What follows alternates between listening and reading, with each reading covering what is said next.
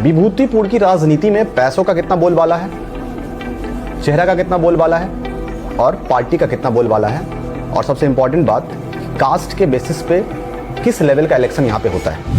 दशमेघ देवी रामबाला सिंह से रास्ता इसलिए खत्म करवा दी है तो उनको लग रहा है कि हमारा रास्ता साफ हो, उनकी भी फिर आप बहुत बड़ी बात कर रहे हैं। देखिए, विभूतिपुर के बहुत सारे नेता इस वीडियो को देख रहे होंगे। ये पीएन झा की व्यक्तिगत राय नहीं है, ये इनका अनुभव है। भाजपा के कद्दावर नेता हैं, यहाँ के विधानसभा के संयोजक भी हैं अरविंद कुशवाहा, वो भी कुशवाहा है। माले के जो कैंडिडेट हैं मंजू प्रकाश, वो भी कुशवाहा से समझते हैं। रामबालक सिंह, वो भी कुशवाहा है। वो भी कुशवाहा है। सारे कैंडिडेट कुशवाहा, और सबको चुनाव लड़ बताते हैं। अच्छा, और चेहरा, अच्छा, एक भूसवर पैक्स के अध्यक्ष हैं, वहाँ के मुखिया हैं, वो भी कुशवाहा, वो भी कुशवाहा है, युवा नेता है। जो यहाँ के स्थानीय विधायक हैं CPIM के, वो भी कुशवाहा है।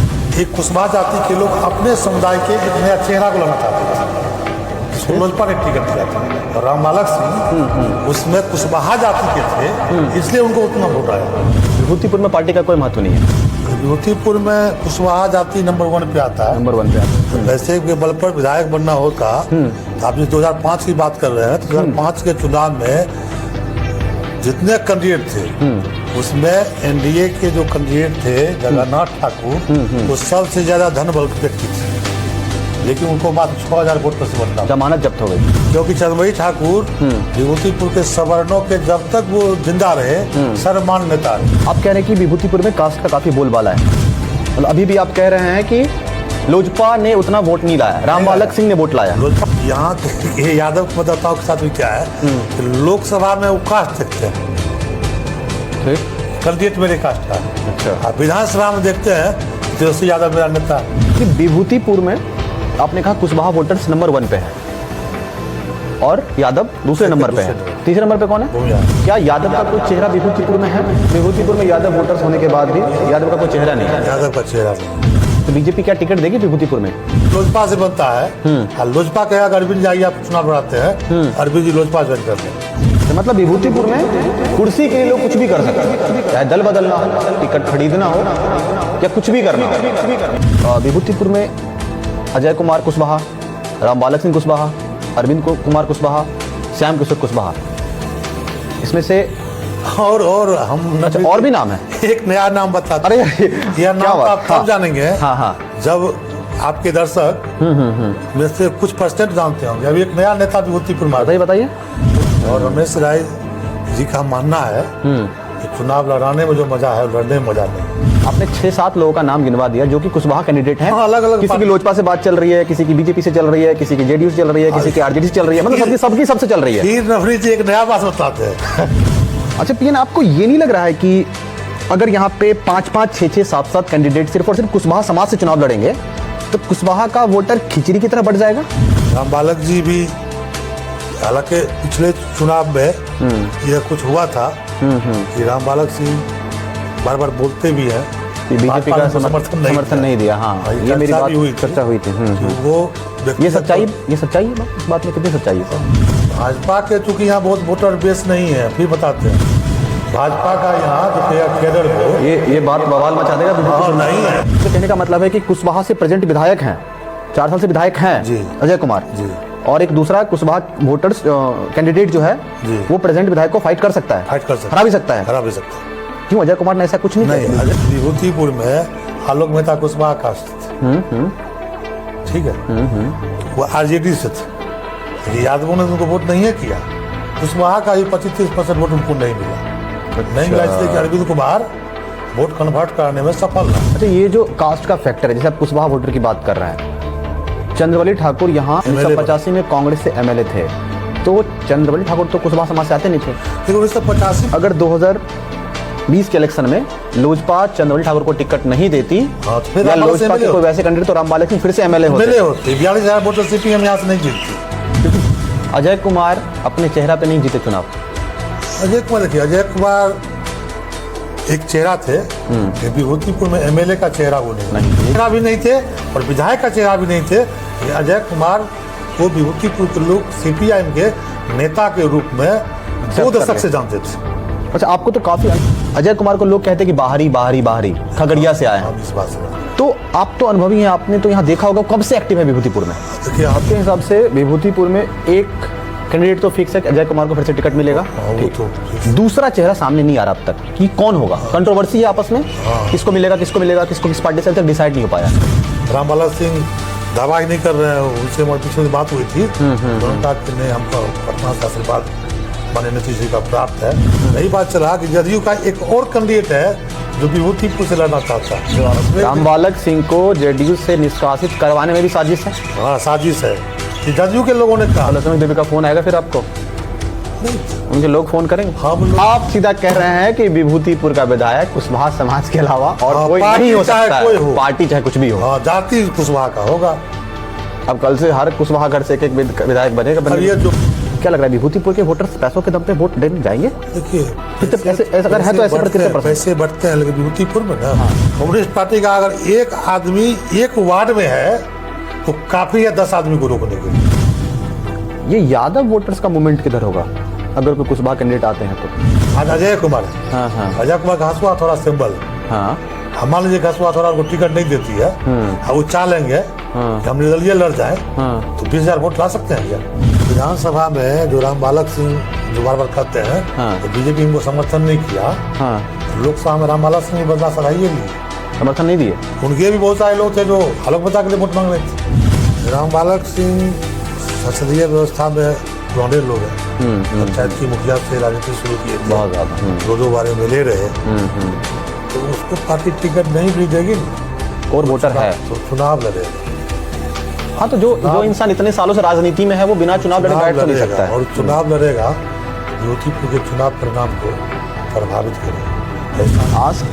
आज के दौर की पत्रकारिता और आप जब शुरुआत की थे तब के दौर की पत्रकारिता में क्या अंतर है? ये यूट्यूबर लोग जो होते हैं, ठीक है, उन्होंने स्तर को थोड़ा और कमजोर किया है। आप अपने पत्रकार को पत्रकार बनाया और अब उसको एज ए कॉमेडी पर्सन देख रहे हैं। हाँ, इसलिए देख रहे हैं। विभूतिपुर में ऐसे कौन से काम है जिनको लगता है कि आपको होना चाहिए, कमी है विभूतिपुर में कुछ, एजुकेशन में या सैनिटेशन को लेके, या साफ सफाई हो गया, सड़कें हो गई, या हॉस्पिटल, मतलब ऐसा कौन सा फील्ड है जहाँ पे अभी विभूतिपुर पीछे है, उस फील्ड में काम होना चाहिए आपके अकॉर्डिंग? तो ये 80% कुशवाहा जो चले जाते हैं एक कैंडिडेट के पीछे लड़ाई लड़ने के लिए, इसको जिताना है, तो क्या वो डेवलपमेंट के पीछे आंदोलन नहीं कर सकते हैं?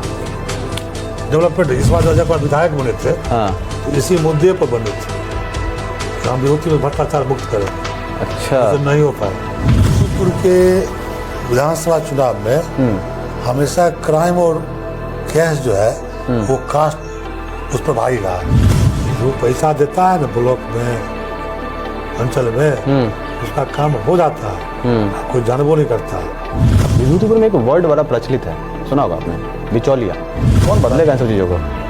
इसके लिए अभी विभूतिपुर में कोई ऐसा नेता नहीं एक्सटेंड कर पा रहा है। मतलब पीएन आप ये कह रहे हैं कि विभूतिपुर में लोग अधिकारी को नजराना देते हैं और अधिकारी लोगों को भी नजराना देते हैं। हर अधिकारी जो है ना 5वां 7वां इलाका के लोगों को रखता है, ठीक है। अच्छा, वो उसका काम को सुलह कर देता है। लोगों को इस वीडियो से बुरा लग सकता है, कुछ लोग अपनी टिप्पणी करेंगे कि ऐसा नहीं है वैसा नहीं है, लेकिन हाँ, ये फैक्चुअल बातें थी और इन सभी बातों के पीछे फैक्ट है, प्लस इस हर एक बात का सबूत भी है। हेलो फ्रेंड्स, मेरा नाम है मिस्टर नवनीत और आप देख रहे हैं मिस्टर नवनीत शो।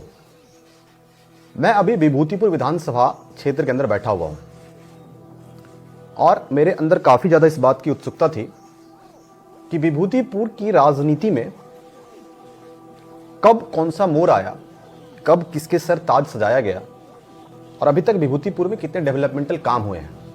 दूसरी बात, विभूतिपुर की राजनीति में पैसों का कितना बोलबाला है, चेहरा का कितना बोलबाला है और पार्टी का कितना बोलबाला है, और सबसे इंपॉर्टेंट बात, कास्ट के बेसिस पे किस लेवल का इलेक्शन यहां पे होता है। और इन सभी बातों को जानने के लिए मुझे एक एक्सपर्ट की जरूरत थी और वो एक्सपर्ट जो विभूतिपुर में रहते हो। मुझे पता चला कि विभूतिपुर के सबसे वरिष्ठ पत्रकार और इस क्षेत्र के बारे में काफी अनुभव रखने वाले पत्रकार पीएन झा हैं। हमने सोचा कि इस मुद्दे पे बातचीत किया जाए और विभूतिपुर की राजनीति को समझने की कोशिश की जाए, एक ऑनेस्ट व्यू से समझने की कोशिश की जाए। इसीलिए हमने पीएन झा जी से मुलाकात की और मुलाकात के बाद आज वो हमारे सामने बैठे हुए हैं और आज आपको पता चलेगा कि आने वाले टाइम में विभूतिपुर में क्या कुछ होने वाला है। तो सबसे पहले पीएन आपका हमारे इस स्पेशल एपिसोड में बहुत बहुत स्वागत है। धन्यवाद रमेश जी। आज हम लोग जो बात करने वाले हैं, आप समझ ही गए होंगे टॉपिक हमारा क्या है। अभी प्रेजेंट की बात नहीं करेंगे, हम सबसे पहले थोड़ा पास्ट में चलते हैं और ये समझने की कोशिश करते हैं, ज़्यादा नहीं 2005 से चलते हैं, उससे पहले जाने का कोई मतलब नहीं, क्योंकि 2005 के बाद राजनीति में थोड़ा सा बदलाव तो आया था। राजनीति में नहीं, बिहार में बदलाव आया। बिहार में बदलाव आया था, एग्जैक्टली। कहते हैं और सुशासन का राज, तो पहली बार नीतीश कुमार 2005 में ही कुर्सी संभाले थे, तो हम तब से बात करते हैं। तो तब से लेकर अब तक विभूतिपुर को आप कैसे देखते हैं? देखिए, विभूतिपुर 2005 से पहले और 2005 के बाद बहुत बड़ा अंतर नहीं हुआ है। नहीं अंतर हुआ है, क्योंकि यहाँ का जो है सो हम कई बार, हमको जब भी मौका मिलता है तो विभूतिपुर के विधानसभा चुनाव में हमेशा क्राइम और कैश जो है वो कास्ट उस पर भारी रहा है। क्राइम और कैश पे कास्ट भारी रहा है। मतलब आप यहाँ पे पैसों के दम पे विधायक नहीं बन सकते। नहीं बन सकते। ठीक है। और पैसे के बल पर विधायक बनना होता तो आप जिस 2005 की बात कर रहे हैं, तो 2005 के चुनाव में जितने कैंडिडेट थे उसमें एनडीए के जो कैंडिडेट थे जगन्नाथ ठाकुर, वो सबसे ज्यादा धन बल के व्यक्ति थे, लेकिन उनको मात्र 6000 वोट पर से बनना। जमानत जब्त हो गई। फिर 2005 के बाई इलेक्शन में लीजिएगा तो वही जिस भाजपा को 6000 वोट आया, उसी भाजपा को 7 महीने के बाद 22000 वोट आ जाता है। क्योंकि चंद्रमई ठाकुर विभूतिपुर के सवर्णों के जब तक वो जिंदा रहे सर्वमान्य नेता रहे। उनका सिंबल क्या है ये यहाँ के वोटर नहीं देखते थे। मतलब पार्टी वही थी, थी बीजेपी। सिर्फ चेहरा बदला और 7 महीना में वोट का अंतर 3 गुना से अधिक हो गया। 22-23 के आसपास चला गया था वोट। क्या बात है। आप कह रहे हैं कि विभूतिपुर में कास्ट का काफी बोलबाला है। कास्ट का बोलबाला, यहाँ जातीय आधारित चुनाव होते हैं। एक बार मुझे विभूतिपुर की कास्ट का समीकरण बताइए कि यहाँ पे कौन से कास्ट का ज्यादा बोलबाला है? विभूतिपुर में कुशवाहा जाति नंबर 1 पे आता है। नंबर 1 पे आती है। कुशवाहा के बाद यादव आता है। यादव आते हैं। ठीक। और जब जैसे आपको याद होगा कि 2015 में जदयू राजद के साथ अलायंस महागठबंधन थी। तो रामबालक सिंह भारी बहुमत से जीते थे, बहुत ज्यादा। 2010 के चुनाव में पहली बार रामबालक सिंह जो विजयी हुए, वो बीजेपी जेडीयू अलायंस में थी। तो बीजेपी जदयू अलायंस में थी और लोजपा से रामबालक सिंह संघर्ष करके अपना एक जमीन बना लिए थे। हाँ, ये भी माना जाता है कि 2005 में लोजपा का दम विभूतिपुर में दिखा था, जो रामबालक सिंह। वहां भी हम यही कहना चाहते हैं। हाँ, तो लोजपा का दम नहीं था। Anti Ramdev Verma, anti communist में एक कुशवाहा जाति के लोग अपने समुदाय के एक नया चेहरा को लाना चाहते थे, जिसको लोजपा ने टिकट दिया था। और रामबालक सिंह उसमें कुशवाहा जाति के थे, इसलिए उनको उतना वोट आया। अभी भी आप कह रहे हैं कि लोजपा ने उतना वोट नहीं लाया, रामबालक सिंह ने वोट लाया। लोजपा उतना वोट लाता हाँ, तो रमेश राय को भी उतना वोट आना चाहिए था। रमेश राय को आना चाहिए था, बिल्कुल। लेकिन रमेश राय चूंकि सवर्णों का चेहरा नहीं बन पाए थे। रमेश राय को तो लोग विभूतिपुर तब जाने जब वो यहाँ से विधानसभा चुनाव लड़ना शुरू किए थे, उनकी पहचान तब बनी। विभूतिपुर में पार्टी का कोई महत्व नहीं है। विभूतिपुर में पार्टी का महत्व है, गठबंधन का महत्व है, लेकिन वो 25%, 75% की कैंडिडेट किस समुदाय से। अगर यहाँ पे कोई यादव कैंडिडेट हो या कुशवाहा कैंडिडेट हो तो टक्कर दे सकता है। यादव कैंडिडेट जो होगा तो फिर वो किस पार्टी का होगा इस पर भी निर्भर करता है। 25%। जैसे मान लीजिए जदयू लोजपा भाजपा भी अलायंस है, वो अगर यादव को दे देता है तो वो नहीं चलेगा। लेकिन वही जो महागठबंधन है, कम्युनिस्ट पार्टी राजद, वो अगर यादव को दे देगा वो चल जाएगा। इसलिए कि यहाँ के यादव के मतदाताओं के साथ भी क्या है कि लोकसभा में वो कास्ट देखते हैं, ठीक, कैंडिडेट मेरे कास्ट का। अच्छा। विधानसभा में देखते हैं कि तेजस्वी यादव मेरा नेता है, विधानसभा में सरकार देखने लगते हैं।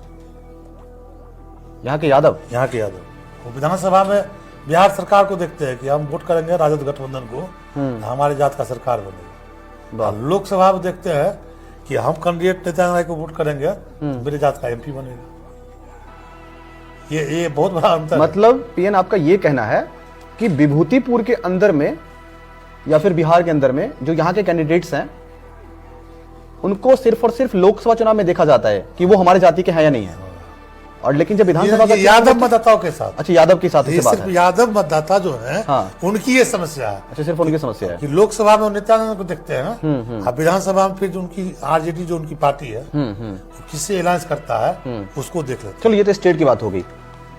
अब मुझे ये बताइए कि विभूतिपुर में आपने कहा कुशवाहा वोटर्स नंबर 1 पे है और यादव दूसरे नंबर पे है, तीसरे नंबर पे कौन है? भूमिहार। भूमिहार तीसरे नंबर पे है।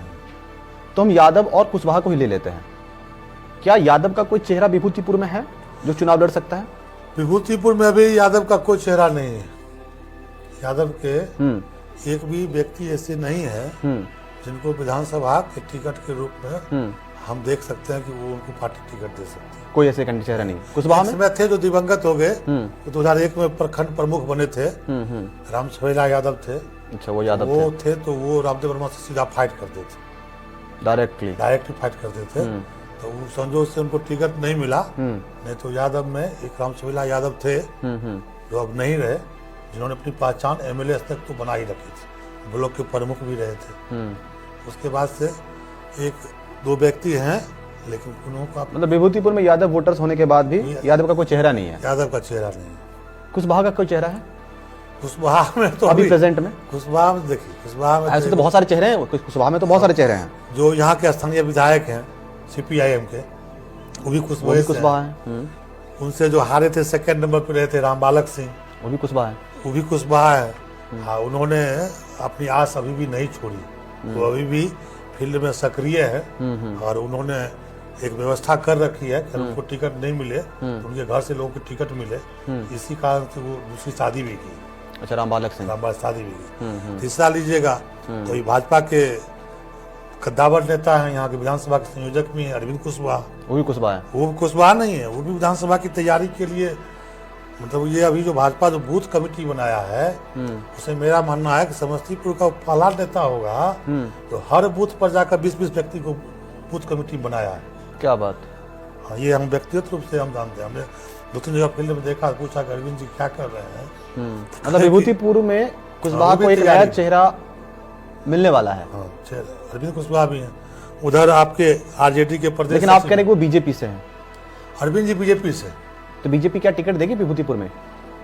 देखिए, अब राजनीति में तो कहा गया है कोई किसी का सगा नहीं होता। हाँ, बिल्कुल। सब दिन से जिस इंदिरा गांधी को राष्ट्रीय स्तर पर भी लीजिएगा, आज सोनिया राहुल जहाँ संघर्ष कर रही है वहीं उनकी अपनी चाची भाजपा की नेत्री है बनकर रही है। बिल्कुल। ठीक है।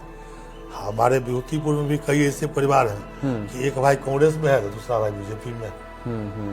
अभी भरपुरा में 2 सगे भाई हैं यादव परिवार से ही, एक भाई आरजेडी में है, एक भाई कम्युनिस्ट में। ठीक है। तो उनको है क्या कि मेरा मानना है कि उनको जदयू भी ऑफर करेगी, या हमको लग रहा है कंफर्म नहीं करेंगे, तो जदयू के कॉन्टेक्ट में भी उन्होंने भी तैयारी कर रखी है चुनाव में। क्या बात, जेडीयू से? हाँ। अच्छा, ये ठीक है, हम ऑन द कैमरा बोल रहे हैं। हाँ। ठीक है। नहीं, बिल्कुल ईमानदार। देखिए, आपके दिल में जो भी आपने, देखिए आपके पास अनुभव है इस क्षेत्र का। अनुभव ही नहीं है मेरे पास। बहुत सारे नेता इस, देखिए विभूतिपुर के बहुत सारे नेता इस वीडियो को देख रहे होंगे। ये पीएन झा की व्यक्तिगत राय नहीं है, ये इनका अनुभव है। इन्होंने इस क्षेत्र को पढ़ा है, इस क्षेत्र को समझा है, और ये जो भी बातें कर रहे हैं वो बाय फैक्ट बात कर रहे हैं, हवा हवाई बातें नहीं कर रहे हैं। अरविंद कुशवाहा बीजेपी से हैं, फैक्ट को एक्सेप्ट करना जरूरी है। लोजपा से बनता है, लोजपा कहेगा अरविंद जी आइए आप चुनाव लड़ाते हैं, अरविंद जी लोजपा ज्वाइन कर लेंगे। तो पार्टी बदल भी सकते हैं, पार्टी बदल भी सकते हैं, लेकिन वो विधानसभा चुनाव लड़ने की पूरी तैयारी में लड़ेंगे। दूसरा एक है आपको उधर बनेती के हैं, राजद के प्रदेश सचिव हैं श्याम किशोर कुशवाहा। हाँ। उनकी पत्नी भी 5 साल ब्लॉक की प्रमुख रही। अच्छा। वो आरजेडी में है, लेकिन उनके बारे में भी चर्चा है कि वो भी जदयू कॉन्टेक्ट में, क्योंकि समस्तीपुर जिला में जदयू के जो प्रांतीय स्तर पर माननीय नीतीश जी के बहुत करीब माने जाते हैं, उनका वर्चस्व चलता है और उनके सगे संबंधियों का आना जाना होता है। अच्छा। ठीक है।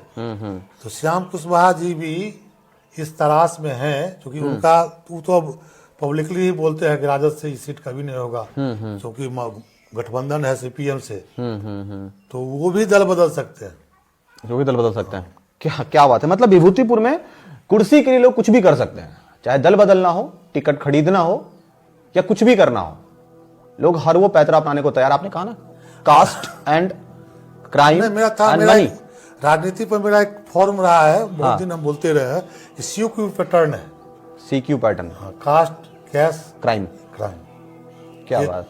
तीन चीज में चलिए क्राइम पे हम ज्यादा बातें नहीं करेंगे क्योंकि और नेता के थोड़ा मोड़ा बैकग्राउंड क्राइम का रहा ही है विभूतिपुर में, इसमें कोई डाउट नहीं है। लेकिन एक और बात है, आपने जैसे कहा कि विभूतिपुर में अजय कुमार कुशवाहा, रामबालक सिंह कुशवाहा, अरविंद कुमार कुशवाहा, श्याम किशोर कुशवाहा, इसमें से और हम अच्छा और भी नाम है। एक नया नाम बताते अरे हैं। यह नाम तो आप तब जानेंगे जब आपके दर्शक में से कुछ परसेंट जानते होंगे। अभी एक नया नेता विभूतिपुर में, बताइए बताइए। वो मिसरोलिया के हैं, रामनारायण सिंह। रामबाला सिंह के बहुत करीबी होते थे। अच्छा। पहले वो कांग्रेसी थे, उनकी भी पृष्ठभूमि है, उनकी भी पहचान प्रखंड में है। तो वो कम्युनिस्ट पार्टी के सब दिन विरोधी रहे। अच्छा। और वो बंधु महातो जब यहाँ MLA होते थे तो उनके रिश्तेदार भी हैं और उनके लिए काम करते थे। क्या बात। बाद में जब रामबाला सिंह लोजपा से कम्युनिस्ट पार्टी के अगेंस्ट का चेहरा बने तो रामनारायण सिंह समझिए उनकी छाया होते थे। और आज की तारीख में कट्टर रामनारायण सिंह रामबाला सिंह के इसलिए विरोधी हो गए हैं कि वो भी कहते हैं, हमको उनसे बातचीत हुई है, वो बोले हमको भी आशीर्वाद प्राप्त है, हम तैयारी शुरू कर दी है। क्या बात, सबको आशीर्वाद मिल रहा है ऊपर से। हाँ, यहाँ किसके आशीर्वाद में कितना दम है ये तो बाद में पता चलेगा। ये तो बाद में पता चलेगा। लेकिन वो भी कुशवाहा चेहरा, वो भी कुशवाहा है, तो 5 कुशवाहा चेहरा हो गए। अच्छा, इस बीच में ये नहीं लग रहा है आपको कि सारे कैंडिडेट कुशवाहा, सबको चुनाव लड़ना बताते हैं। एक अच्छा। और चेहरा, अच्छा अच्छा, एक भूसवर पैक्स के अध्यक्ष हैं, वहाँ के मुखिया हैं, वो भी कुशवाहा। हाँ, वो भी कुशवाहा है, युवा नेता है। वो भी एक दिन बता रहे थे अच्छा। कि लोजपा में मेरी बात हो गई है, NDA में लोजपा का सीट बनेगा और हमारा कैंडिडेट बनना तय है। मतलब हवा बनाते हैं कि सच में बात हो गई है? नया वो रमेश राय के कॉन्टेक्ट में है। रमेश राय पिछले चुनाव में, आपको बताऊं, जो पिछले चुनाव में रमेश राय ने एक अच्छा काम किया था। क्या किया था? रमेश राय सूरजभान जी के संबंधी है। लोजपा में उनकी पकड़ है और वो अपने चुनाव नहीं लड़े, उन्होंने छवि ठाकुर लड़ाया, छवि को पॉजिटिव करने के लिए। हाँ, और रमेश राय जी का मानना है कि चुनाव लड़ाने में जो मजा है लड़ने में मजा नहीं है। King maker. उन्होंने एक बार हमको कहा था कि राजी विभूतिपुर 2 बार लड़ के हम देख लिए कि विभूतिपुर में कुशवाहा कैंडिडेट को बनाएंगे तो हमारा पार्टी का सीट बन सकता है। मतलब उनको किंग मेकर बनना है, तभी वो चुनाव में किंग मेकर भूमिका में आ गए, चुनाव में नहीं आना चाह रहे हैं। चुनाव में एक और प्रॉब्लम है, इतने सारे कुशवाहा वोटर्स हैं विभूतिपुर में। आपने जैसे सॉरी वोटर्स कह रहे हैं, हाँ कुशवाहा वोटर्स भी हैं, और प्लस आपने 6-7 लोगों का नाम गिनवा दिया जो कि कुशवाहा कैंडिडेट हैं। अलग अलग, किसी की लोजपा से बात चल रही है, किसी की बीजेपी से चल रही है, किसी की जेडीयू से चल रही है, किसी की आरजेडी से चल रही है, मतलब सबकी सबसे चल रही है। खीर नफरी जी एक नया बात बताते हैं। क्या बात। महागठबंधन में एक चर्चा है, कुछ लोग हैं वामपंथी विचारधारा के, अच्छा। तो कहते हैं दादी जानते हैं CPM का नहीं होगा। बोलो क्या, एकदम केंद्रीय कमेटी हमारी जो है वो महागठबंधन से अगर एक सीट लेगी बिहार में तो विभूतिपुर सीट लेगी और वो सीट माले का होगा। और आपको बता दें कि माले की जो कैंडिडेट है मंजू प्रकाश, वो भी कुशवाहा समाज से आती है, दिवंगत रामदेव वर्मा। अजय कुमार कहाँ जाएंगे? अब चर्चा है, सब दावा कर रहा है। चुनाव में तो दावा चलता है, चुनाव से पहले जो है जब तक टिकट तय नहीं हो जाए, जब तक चुनाव में लोग कूद नहीं जाए, अभ्यर्थियों की सूची फाइनल नहीं हो जाए, तो दावा करते हैं। माले भी दावा कर रहा है कि मेरा तय हो गया है। आज मुझे लग रहा है कि हम किसी पॉलिटिकल एक्सपर्ट से बात कर रहे हैं। अच्छा पीएन, आपको ये नहीं लग रहा है कि अगर यहाँ पे 5-5, 6-6, 7-7 कैंडिडेट सिर्फ और सिर्फ कुशवाहा समाज से चुनाव लड़ेंगे तो कुशवाहा का वोटर खिचड़ी की तरह बढ़ जाएगा? कभी नहीं बढ़ता है। तो समाज का वोट 80% जब भी मिलता है तो किसी एक कैंडिडेट को मिलता है, चाहे रामदेव वर्मा हो, रामबालक सिंह हो या अजय कुमार हो। 20% वोट तो बढ़ता रहा है, किसी भी समुदाय में बढ़ता रहा। तो आपको लग रहा है कि इन सभी चेहरा में ऐसा कौन सा चेहरा होगा जिस पर 80% जनता भरोसा करेगी? ऐसा कुछ आपको लग रहा है अभी तक? देखिए, जैसे नहीं लगा। महागठबंधन से अजय कुमार और NDA से अरविंद कुशवाहा, अगर सीधा फाइट होता है तब कुशवाहा मत का विभाजन होगा, चाहे पार्टी कोई भी हो। रामबालक सिंह भी तैयारी कर रहे हैं, रामबाला सिंह तैयारी कर रहे हैं। अगर उनको कोई पार्टी टिकट देती तो कौन पार्टी देगी? कोई सा भी दे दे। अभी तो किसी का डिसाइड नहीं किसको कौन पार्टी देगी, अभी तो कुछ भी डिसाइड नहीं है। गठबंधन से ही कोई कैंडिडेट होंगे। ठीक, तो गठबंधन में लोजपा है, हम है, भाजपा है, जदयू है, क्योंकि वो विधायक यहाँ के रह चुके हैं। विधायक रह चुके हैं, तो इसी में इसको एक पार्टी का टिकट मिलेगा। या राम बालक जी को मिल जाता है, अरविंद जी को नहीं मिलेगा। नहीं मिलेगा। राम बालक जी भी, हालांकि पिछले चुनाव में यह कुछ हुआ था कि राम बालक सिंह बार बार बोलते भी हैं कि बीजेपी का भाजपा ने समर्थन नहीं दिया। हाँ, ये मेरी चर्चा भी हुई बात थी। चर्चा हुई थी। कि वो ये व्यक्तिगत सच्चाई तौर- है बात, इस बात में कितनी सच्चाई है? भाजपा के चूंकि यहाँ बहुत वोटर बेस नहीं है, फिर बताते हैं भाजपा का यहाँ जो कहेगा कैडर वोट, ये बात बवाल मचा देगा हाँ विभूतिपुर में। नहीं है। हम बोल रहे हैं बीजेपी अभी ये किसी बाहर से लाकर किसी को खड़ा कर देगा। कल आपको भाजपा के नेता फोन करेंगे कि क्या पीएन झा जी हम आपने बोले क्या ना, क्या कर दिया, भाजपा में आप जैसे- तो ब्राह्मण हैं आपने, या ये क्या बोल, फिर क्या ऐसा करिएगा? नहीं है। हाँ? हम तो ब्राह्मण है, ठीक है, और जाति में हम पैदा लिए हैं, लेकिन हम सब संख्या को बदल तो नहीं सकते ना आप। ठीक है। जो संख्या है बीजेपी की है। हम ये क्या बोले कि भाजपा के जो अरविंद कुशवाहा है, अगर एनडीए को कैंडिडेट बनाता है तो वर्तमान एमएलए को एकदम नेट टू नेट फाइट देंगे, उसका वो पोजीशन है उस लड़के का। ठीक है, मतलब आपके कहने का मतलब है कि कुशवाहा से प्रेजेंट विधायक हैं, 4 साल से विधायक हैं जी। अजय कुमार जी और एक दूसरा कुशवाहा वोटर्स कैंडिडेट जो है जी। वो प्रेजेंट विधायक को फाइट कर सकता है, फाइट कर सकता हरा भी सकता है। हरा भी सकता है। क्यों अजय कुमार ने ऐसा कुछ नहीं नहीं, किया? अजय कुमार ने किया। होता क्या है जैसे कि हाँ। और सवर्ण जो होते हैं, सवर्ण को है कि हम भाजपा को वोट करेंगे। ठीक, हाँ वो तो है ही। हाँ, कुशवाहा जो वोटर होंगे उनको लगा कि नहीं, ये इस लड़का को एक मौका मिलना चाहिए, तो कुशवाहा मत का विभाजन होगा। और सवर्ण तो सीपीएम को वोट करते हैं 5%, वो तो वोट जाएगा एनडीए एनडीए को को। जाएगा। ये तो दोनों वोट मिलेगा तो वोट से भारी हो जाएगा। वो वोट से बाहर ही हो जाएगा। आपने एक और बात मुझे कहा था कि जब बिहार में जब स्टेट इलेक्शन होता है तो स्टेट इलेक्शन में लोग देखते हैं कि हमारा स्टेट का सीएम या जो यादव राज्य स्तर का नेता है यादव वो मत सिर्फ आता। यादव में होता सिर्फ है। यादव। कुशवाहा में ऐसा कुछ नहीं है क्या? कुशवाहा में ऐसा नहीं। कुशवाहा में लोकल कैंडिडेट किस जाति का है? हाँ, कुशवाहा में देखिए बताते हैं। जैसे पिछले लोकसभा चुनाव को लीजिएगा तो विभूतिपुर में आलोक मेहता कुशवाहा कास्ट थे। ठीक है, वो आरजेडी से थे, लेकिन यादवों ने उनको वोट नहीं किया। कुशवाहा का ही 25-30% वोट उनको नहीं मिला। नहीं मिला इसलिए कि अरविंद कुमार वोट कन्वर्ट कराने में सफल रहा। वो नित्यानंद राय के लिए कंपेनिंग किए और नित्यानंद राय को कुशवाहा का वोट दिलवाने में अरविंद कुशवाहा सफल रहा। हम इसलिए उसको बोल रहे हैं, अगर भाजपा उसको कैंडिडेट बनाती है तो उसकी पैठ बनेगी। उसकी पैठ बनेगी क्योंकि क्या है कि इस व्यक्ति में ये चेहरा नया है और ये मेहनत करता है। सुबह में भी आप 8 बजे लगाइएगा तो ये नहीं कहेगा घर पाइए, वो कहेगा अभी किराए में 2 घंटा बाद हम मिलेंगे आपसे, या मैसी तरफ मैसी। तो वो तैयारी कर, लेकिन हमारी बात हुई थी, वो भी बोले हैं कि निर्दलीय नहीं लड़ेंगे। निर्दलीय नहीं लड़ेंगे। तो हमने कहा भाजपा का सीट नहीं बनेगा तो बोले देखिए लगे हुए हैं।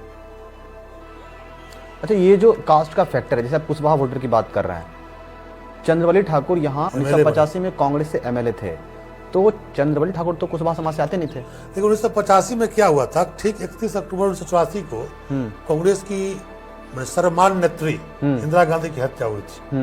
और विभूतिपुर नहीं, पूरे देश स्तर पर इंदिरा जी की श्रद्धांजलि में कांग्रेस के प्रति सहानुभूति का लहर चला था। उसी का लाभ चंद्रवली ठाकुर को मिला था। उसमें ये जातिवाद नहीं रहा सिस्टम। उसमें बहुत सारे लोग और खास करके बताते हैं चंद्रवली ठाकुर को तो सबन वोटर देते ही थे, उतना ही अति पिछड़ा वर्ग पे उनका पकड़ था।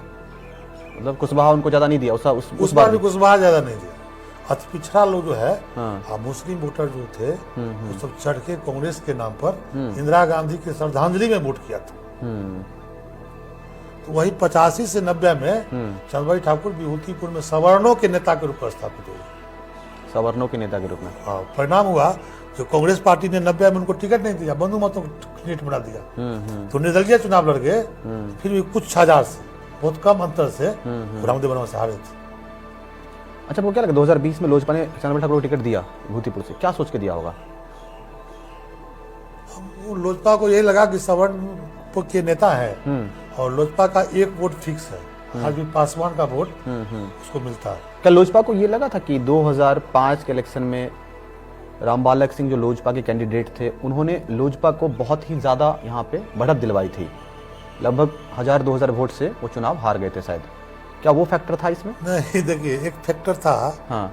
जो राजनीति में बहुत बातें होती है जो ऊपर ऊपर रहता है, कुछ बातें नीचे से रहता है। हाँ। 2020 का जो विधानसभा चुनाव था उसमें चिराग पासवान जी को भाजपा ने टास्क दे रखा था क्या जहां जहां जदयू का सिटिंग कैंडिडेट है वहां वहां कद्दावर नेता खोजो।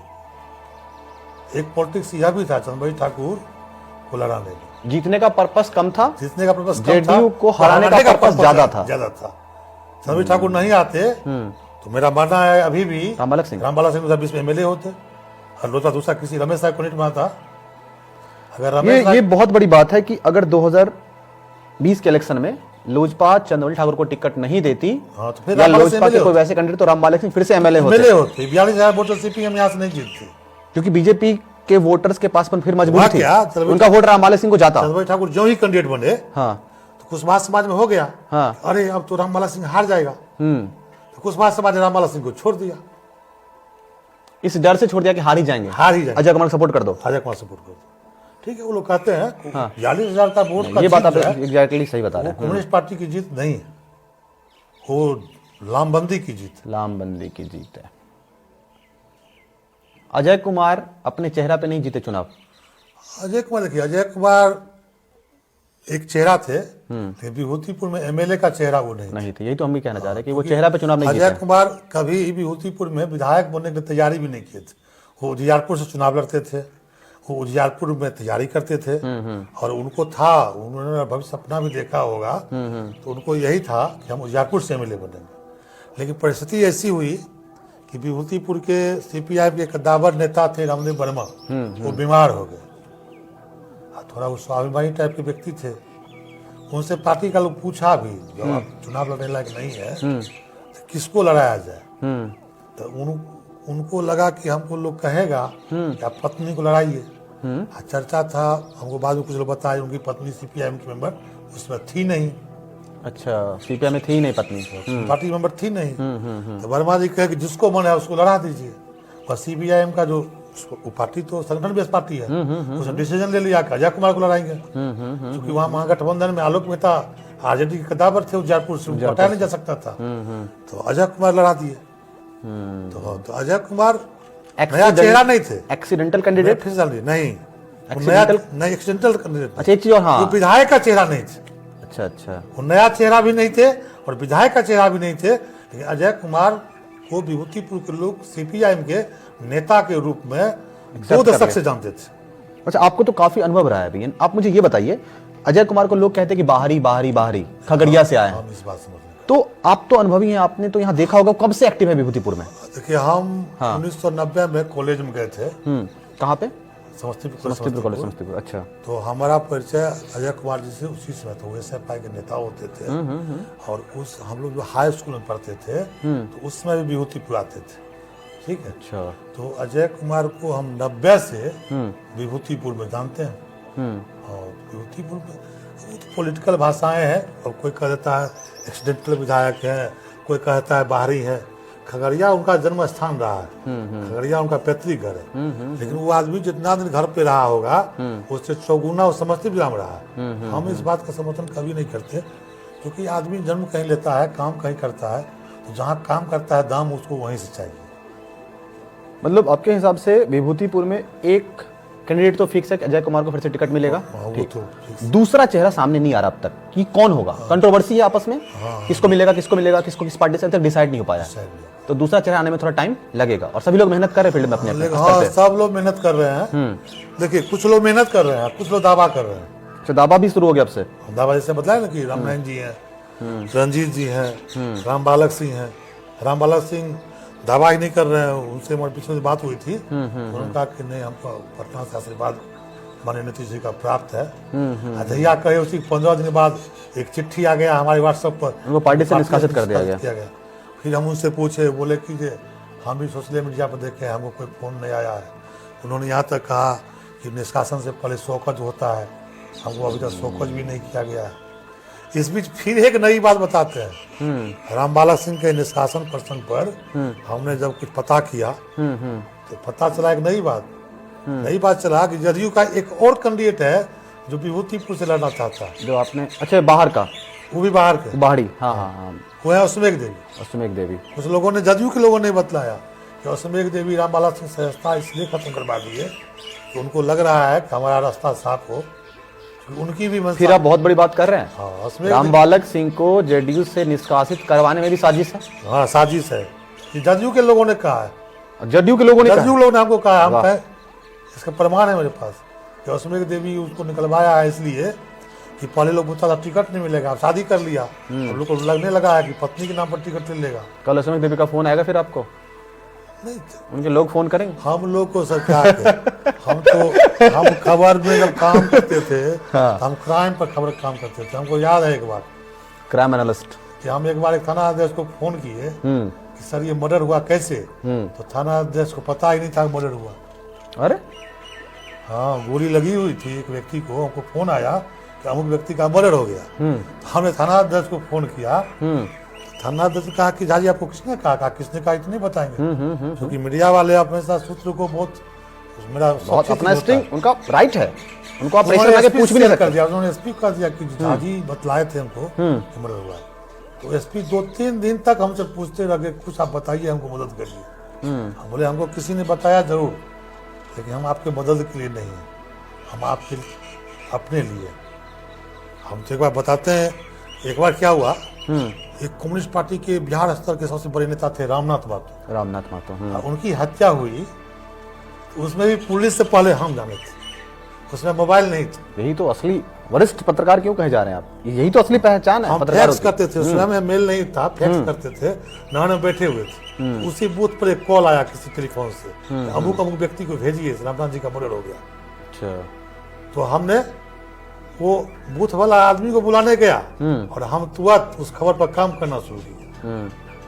उस खबर पर काम करना शुरू किए, न्यूज भेज के हम साइकिल उठाया, तब घटनास्थल ले गए, तो हमको बीच में पुलिस की गाड़ी जाती दिखलाई मिली। अच्छा, ठीक है, तो ये हमारा अपना स्पा है, और हम किसी को, हमको कोई, हम पॉलिटिकल व्यक्ति हैं नहीं, बिल्कुल, हम किसी को बिल्कुल। काहे कहेंगे, बिल्कुल। लेकिन अश्वमेध देवी भी चर्चा में है, क्योंकि आप आज हमको इसमें बुलाए, नहीं बिल्कुल, हमारे पास जो इन्फॉर्मेशन है वो हम शेयर कर रहे हैं। 100%। एक चीज और, अश्वमेध देवी के बारे में जानिए, अश्वमेध देवी कुशवाहा समाज से, मतलब आप सीधा कह रहे हैं कि विभूतिपुर का विधायक कुशवाहा समाज के अलावा और हाँ, कोई पार्टी नहीं हो चाहे सकता कोई है। हो। पार्टी चाहे कुछ भी हो। हाँ, जाति कुशवाहा का होगा।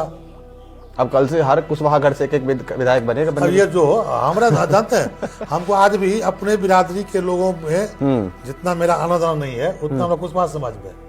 हमारे कई कम्युनिस्ट पार्टी के कई बड़बग्ग लोग, कई दधीची लोग जो झंडा नहीं ढोते हैं लेकिन उस विचारधारा से प्रभावित हैं, उनसे मेरा पारिवारिक संबंध रहा। ठीक है, तो कभी कभी बोलते हैं कि आप फोकस काहे कर देते हैं, हम कहते हैं फोकस नहीं करते हैं, ये रियलिटी है, क्योंकि लामबंद और गोलबंद की क्षमता उसी जाति में है। वो पार्टी नहीं देख। आपने कहा ना कि कुछ भी हो जाए, भले 10 कैंडिडेट आ जाए, 50 आ जाए, देख लिया, लेकिन कौन रेस 80% जाति वो कुशवाहा का एक पे जाके फोकस कर देगा। अब कैंडिडेट का क्षमता डिसाइड करेगा कि 80% को कौन खींच के लाएगा। अच्छा, एक और बात इसका आपसे पूछिए, होता है इलेक्शंस के टाइम पे बहुत सारा पैसा बांटा जाता है, गलत तरीके से वोटर्स को अट्रैक्ट करने की कोशिश की जाती है। क्या लग रहा है विभूतिपुर के वोटर्स पैसों के दम पे वोट देने जाएंगे? देखिए, अगर है तो ऐसे कितने परसेंट? पैसे बढ़ते हैं, लेकिन विभूतिपुर में ना, हाँ, ये परंपरा कमजोर है। होता है कि कम्युनिस्ट पार्टी की विशेषता है, वो तो पैसा देती नहीं। पैसा देती ही नहीं है, वो पैसा देने वालों को घेरती भी है। अच्छा, और उसका हर टोला मोहल्ला में स्पाई। हाँ, कम्युनिस्ट पार्टी का अगर एक आदमी एक वार्ड में है तो काफी है 10 आदमी को रोकने के लिए। यूनिटी काफी ज्यादा उनमें, उसमें समर्पण डिवोशन ज्यादा रहता है, बहुत ज्यादा। वो पार्टी के लोग पार्टी को लेके समर्पण, कॉमरेड डिवोटी होते हैं, और वो पैसा बांटते ही नहीं है, पैसा बांटने वाले को रोकते भी है। क्या बात। तो लग रहा है कि अजय कुमार ने तो पैसा देने तो बिल्कुल बांटा नहीं होगा। नहीं, कोई कहते हैं वो अलग, बिल्कुल। हाँ, ये बात है CPI का कि जो कम्युनिस्ट नेचर से अजय कुमार भी चुनाव नहीं लड़ते हैं। कम्युनिस्ट में से था का रुपया दो, चंदा करना, खाओ, ठीक है। तो वो माहौल थोड़ा सा बदला है। अब कम्युनिस्ट पार्टी में भी चंदा होता है, यहाँ भी कार्यकर्ताओं को गाड़ी में पेट्रोल दिए जाते हैं, यहाँ भी कार्यकर्ताओं की खाना की व्यवस्था की जाती है। पहले वाली बात नहीं रही, तो घर से खा के आइए, भर दिन खट के शाम को घर जाइए। थोड़ा वो पार्टी भी हाईटेक हुआ है। अच्छा, आपने कुशवाहा वोटर्स की तो बात कर ली, ये यादव वोटर्स का मूवमेंट किधर होगा अगर कोई कुशवाहा कैंडिडेट आते हैं तो? यादव का होगा जिसके साथ राजद होगा विधानसभा। फिक्स। हाँ, कहीं भी जो राजद का है, यादव राजद को ही देगा। राजा रामबाला सिंह एक को कर वोट देगा। भी अनबैलेंस नहीं हो सकता। नहीं, यादव का विधानसभा में वो लालू यादव के लिए, तेजस्वी यादव के लिए, अजय कुमार को आरजेडी का तो पूरा समर्थन मिला ही होगा, इसमें कोई डाउट ही नहीं। यादव उनको वोट करता है, फिर करेगा। अच्छा, अजय कुमार को कुशवाहा का वोटर कुछ इधर उधर हुआ था उस, या फिर सारे वोटर्स कुशवाहा का सपोर्ट कर दिए थे? सारे देखिए 60-70% जो होते हैं ना, उसी को हम लोग मानते हैं बहुतायत। 100% तो कहीं आप खा ही नहीं सकते। कि रामबालक सिंह को तो वोट मिला था 25,000 के आसपास। तो उनको जो वोट 25 आया था सर, तो जदयू का अति पिछड़ा का वोट, आज भी नीतीश जी का अपना वोट है, उनका नीतीश जी का सिंबल था। रामबालक सिंह को आप कह रहे हैं, तो रामबालक सिंह का सिंबल तीर छाप था। तीर छाप था, बिल्कुल। बहुत बहुत बड़ी पार्टी तीर छाप वाले का क्या है, एक हमारे जनप्रतिनिधि भी हैं और श्रवण समाज के हमारे मित्र हैं। तो वो रमेश राय कैंडिडेट थे और रमेश राय के लिए काम कर रहे थे, सबके लिए वोट मांग रहे थे। तो हमने एक दिन कह दिया कि ये मालिक घर के लोगों को बताएगी नहीं, बोले हाँ घर में सब कुछ ठीक है। तो फिर क्या हुआ कि हम इलेक्शन दिन की माँ से ही पूछ लिए, चाची वोट लगा दो, तो बोले बउआ हम तीर छाप दिलिए, बोलबे नहीं बउआ। क्या काहे नीतीश कुमार का जलवा। हाँ, तो वो बोली कि का बुझाबै छै, लोजपा लोजपा करे छै। एकर बेटियों अभी नीतीश कुमार के साइकिल चले छै। क्या तो दादी ने पोती की साइकिल को देखकर तीर छाप वोट लगाया। ये वोटर एज ए रिपोर्टर हम सर्वे किए। वाह, था महिलाओं में नीतीश कुमार काफी वर्चस्व था। आज भी उनकी बयानबाजी वगैरह काफी होती रहती है महिलाओं को लेकर, और महिलाओं काफी समर्थन देते हैं आज भी। ये तो है। सिंह जदयू के सिंबल में चुनाव लड़े थे। रामबाला सिंह को लग रहा होगा सब वोट मेरा है, लेकिन हम तो नहीं मान सकते हैं ना। एक और एक आज अजय कुमार है। अजय कुमार का हंसुआ थोड़ा सिंबल। हम मान लीजिए हंसुआ थोड़ा उनको टिकट नहीं देती है, वो चाहेंगे कि हम निर्दलीय लड़ जाए, तो 20,000 वोट ला सकते हैं क्या? नहीं आएगा। सिंबल का भी वैल्यू होता है सर, बहुत वैल्यू होता है। एक और इम्पोर्टेंट बात है, कुछ लोग हमने जैसे पता किया, कुछ पता चला कि जो बीजेपी के यहाँ पे जो लीडर्स हैं, लोकल लीडर्स हैं जो अभी प्रेजेंट में हैं, उन लोगों ने 20 के इलेक्शन में कोशिश किया था कि 20 नहीं 24 के लोकसभा इलेक्शन में कोशिश किया था कि अगर यहाँ से जैसे बीजेपी जीत गई यहाँ से, हालांकि कुछ वहाँ वोटर्स ही थे, जेडीयू बीजेपी अलायंस में थी, कुछ लोग का ये भी कहना है कि बीजेपी को जेडीयू का वोट्स मिला। बीजेपी वाले कह रहे हैं कि नहीं, यहाँ से बीजेपी लीड कर रही है, बीजेपी का सीट बनना चाहिए। ये इस मुद्दे को आप कैसे देखते हैं कि दावा तो लोग कर ही रहे हैं, क्योंकि 24 के इलेक्शन में जब नितिन राय को यहाँ से बढ़त मिली। एक चीज और बताते हैं, विधानसभा में जो रामबालक सिंह जो बार बार कहते हैं तो बीजेपी हमको समर्थन नहीं किया, तो लोकसभा में रामबालक सिंह बदला सधाइए लिए, समर्थन नहीं दिए। उनके भी बहुत सारे लोग थे जो आलोकबता के लिए वोट मांग रहे थे, नितिन राय के लिए वोट नहीं मांगा। नहीं, कोई बदला सधाए ऐसा थोड़े। इसका मतलब है कि नितिन राय को जो वोट मिला है विभूतिपुर से, बीजेपी का कोर वोटर है। वहाँ जदयू का जो कहेगा नहीं है। नहीं, जदयू के बहुत सारे नेता जो आलोकबता के लिए वोट मांग रहे थे। वाह, मतलब आपका स्टेट में सेंट्रल में अलायंस है, लेकिन आप लोकल लेवल पे अलायंस में हो ही नहीं, आपस में लड़ाई चल रही है। यहाँ भी था, रामबाला जी चाह रहे थे अगर बीजेपी यहाँ से लीड करेगी तो अरविंद कुशवाहा के ही जाएगा। अरविंद कुशवाहा को कमजोर करने के लिए पिछले बार भी अरविंद कुशवाहा अगर जदयू सपोर्ट नहीं किए थे तो रामबाला सिंह को कमजोर करने की कोशिश किए थे। हारेगा तो हम बढ़ेंगे। राजनीति में तो सब होता ही है सर। अभी तक डिसाइड नहीं हुआ है किसको टिकट मिलेगा नहीं मिलेगा, लेकिन सब लोग लड़ाई लड़ रहे हैं। लेकिन ऐसा लग रहा है कि विभूतिपुर में भाजपा का सीट बनना मुश्किल है। बताते हैं, देखिए रामबालक सिंह संसदीय व्यवस्था में पुराने लोग हैं, पंचायत की मुखिया से राजनीति शुरू किए थे, बहुत ज्यादा 2-2 बारे में ले रहे, तो उसको पार्टी टिकट नहीं भी देगी ना, कोर वोटर है तो चुनाव लड़ेगा। हाँ, तो जो इंसान इतने सालों से राजनीति में है वो बिना चुनाव लड़े बैठ तो नहीं सकता है। और चुनाव लड़ेगा तो विभूतिपुर के चुनाव परिणाम को प्रभावित करेगा। ऐसा नहीं है तो 5,000 वोट पर समझ जाएगा, तो 10-15,000 वोट आ जाएगा। निर्दलीय भी लड़ेगा इतना तो। हाँ, अभी जहाँ घूम के सम्मेलन कर रहे हैं, तो हालांकि हम अब नहीं जाते हैं किसी सभा में, लेकिन सोशल मीडिया पर जो भीड़ देखते हैं या लोगों से बातचीत होती है, तो रामबालक सिंह का व्यक्तिगत जीवन जैसा हो, हम आरोप प्रत्यारोप में नहीं जाना चाहते। विभूतिपुर के इंसान ने काम किया। सिंह की एक विशेषता है, उसके जो लोग लोजपा में थे वही लोग जदयू में उसके साथ थे और आज भी उसके साथ। क्या बात। रामबालक सिंह का ये पॉजिटिव है कि वो अपने समर्थकों को बिखरने नहीं दिया, उसको बांध के समेट के वो अपने पास रखे हुए है। उस आदमी की विशेषता तो है। बिल्कुल बिल्कुल। और किसी की विशेषता है उसको आप इग्नोर नहीं कर सकते। वाह। अच्छा पीएन, आप मुझे अब, ये तो हो गई व्यक्तिगत बातें, हो गई पार्टी की बातें, हो गई, और अब बात करते हैं विभूतिपुर के विकास के बारे में। 2005 से बात करते हैं। 2005 से लेकर 2010 तक सीपीआई का कार्यकाल रहा और रामदेव वर्मा विधायक रहे। इसका 2010 से लेकर 2020 तक रामबालक सिंह विधायक रहे और जेडीयू से रहे, और 2020 से लेकर 2025 चल रहा है, सीपीआई के विधायक फिर से हैं अजय कुमार। इस 20 साल के कार्यकाल को डेवलपमेंटल प्रोजेक्ट के अकॉर्डिंग आप कैसे देखते हैं? देखिए, पब्लिक की नज़र में जो नहीं, एज आम पब्लिक बताना है कि हमने क्या देखा। देखिए, विकास जो होता है ना, मैं आपको बताऊं कि कोई भी एमएलए एमपी विकास नहीं करता है। विकास सरकार करती है। सरकार का बजट होता है किस मद में कितना खर्च करना है विकास के लिए, और संसद जो होते हैं या विधायक जो होते हैं वो सिर्फ अनुशंसा करते हैं। नहीं, बिल्कुल, फंड तो वहीं से आता है, देती है। लेकिन फंड आने के बाद फंड में करप्शन, क्या क्वालिटी ऑफ वर्क, है ना, ये सब भी तो देखा जाता है ना। क्या कि 2005 से पहले जो फंडिंग थी, 2005 के बाद जो फंडिंग रेजिंग किया नीतीश कुमार के कार्यकाल में, तो उससे विभूतिपुर प्रभावित रहा है। जैसे देखिए, रामदेव वर्मा के टाइम में एक काम हुआ था, हमने एक खबर बड़ी स्टोरी किया था, नदियों पर छोटे छोटे पुल का निर्माण कराए थे। अभी भी कहीं के बोर्ड देखते हैं। ठीक है, तो रामदेव साहब ने पूछा कि आप पुलिया पर फोकस क्यों करते हैं, तो उन्होंने कहा था कि पुलिया जो है ना, विकास का रास्ता तय करता है, कनेक्टिविटी बढ़ाता है, विकास का रास्ता को सीधा करता है।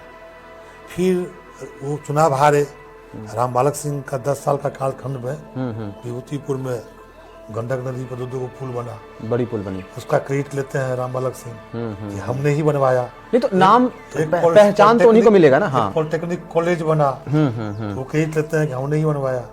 ठीक है, तो वो, लेकिन हम जानते हैं वो सरकार बनाती है, सरकार को जगह चाहिए।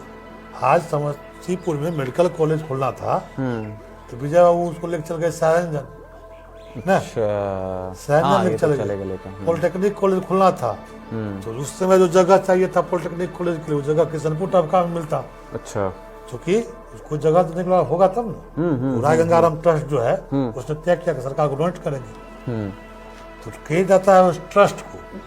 हाँ, विधायक जी ने उसमें पहल किया, विधायक तत्कालीन विधायक ने जमीन खोजवाने में मदद किया, जमीन रजिस्ट्री कराने में मदद किया।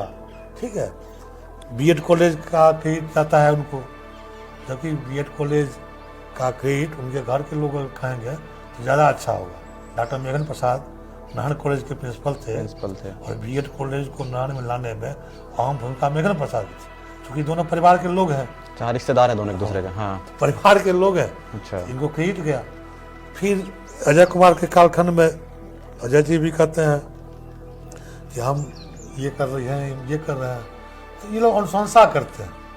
पैसा तो सरकार का आता है, तो उसी में है कि जो ये भी एक्टिव रूप से, ऐसा नहीं कर सकते हैं कि आदमी सोया रहता है। विधानसभा में विभूतिपुर की समस्याओं को लेकर रामबालक सिंह से ज्यादा बात अजय कुमार करते हैं। होता है, कुछ लोग की नाराजगी तो होती है अपने कैंडिडेट से, क्योंकि सारा काम तो करवाना। अभी आपसे बात कर रहे हैं, इस बात को सुनकर किसी को अच्छा लगेगा, किसी को बुरा लगेगा। बिल्कुल बिल्कुल, बिल्कुल। हम पर क्या फर्क पड़ता है? कोई फर्क नहीं पड़ता। जो हमने देखा हमने बोला। रामबालक सिंह के टाइम में कुछ एक ऐसे अस्थायी कार्य हो गए जिसका क्रेडिट उनको जाता है और लेते भी हैं, किया सरकार ने। कालखंड उनका था, उन्होंने भी सक्रियता, उनके कालखंड में मतलब ज्यादा डेवलपमेंट हुआ, उन्होंने भी सक्रियता दिखाई।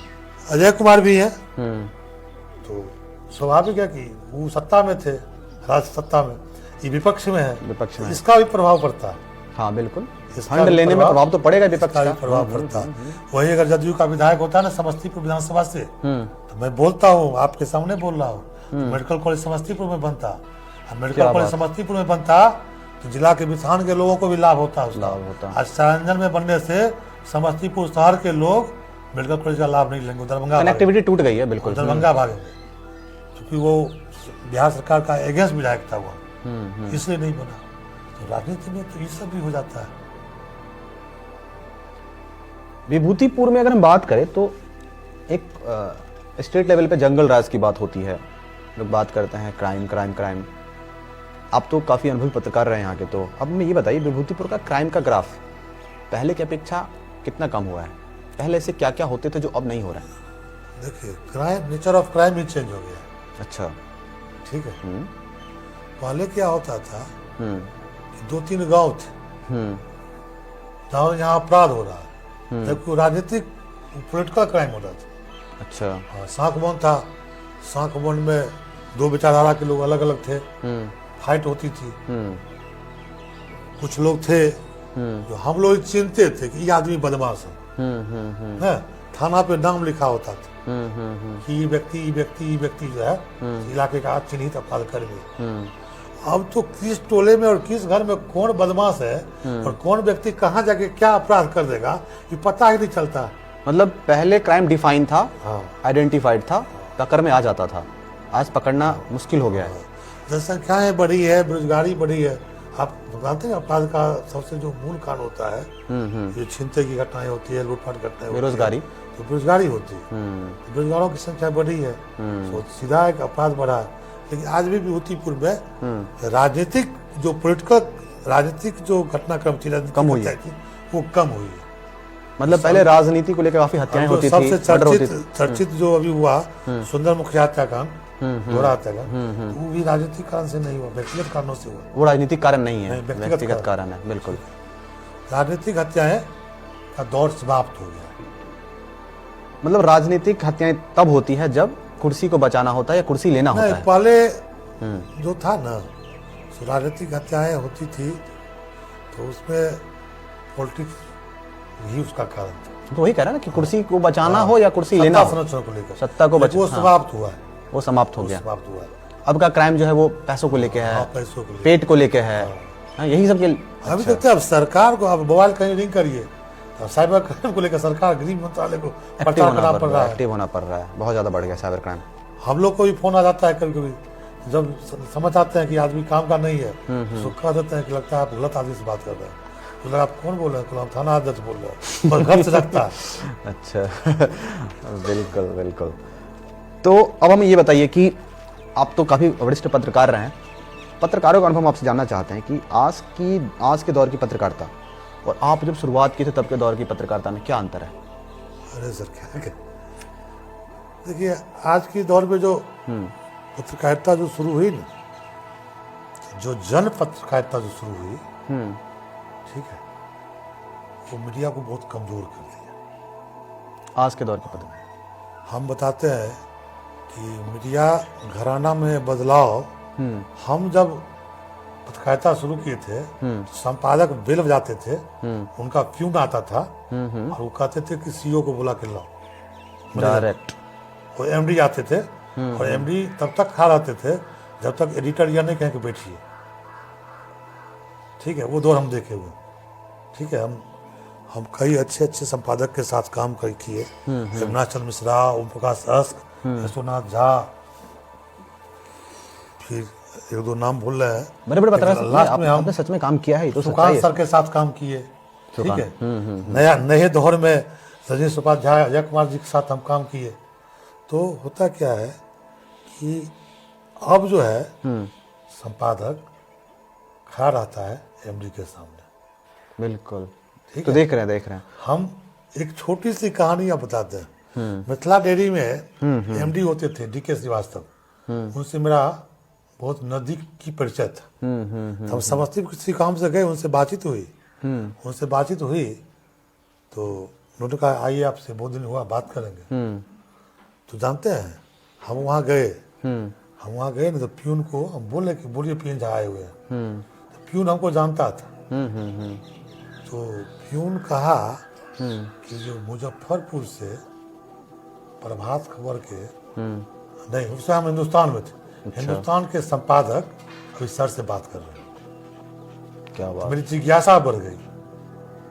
तो हम बगल में खड़ा थे और उस रूम से हमने देखा कि दैनिक हिंदुस्तान के संपादक और मीडिया मैनेजर निकलते हुए। तो हमारी जब एंट्री हुई तो श्रीवास्तव जी ने को सीधा कहा कि दादी आपके संपादक जी आए थे 1 पेज का विज्ञापन बुक कराने। क्या बात है। ठीक है, जबकि हम लोग विज्ञापन बुक कराने के लिए जाते थे किसी से मिलने के लिए, और जब मिलते थे चाय पीते थे, उनसे बात करते थे। विज्ञापन के लिए फोन पर कहते थे।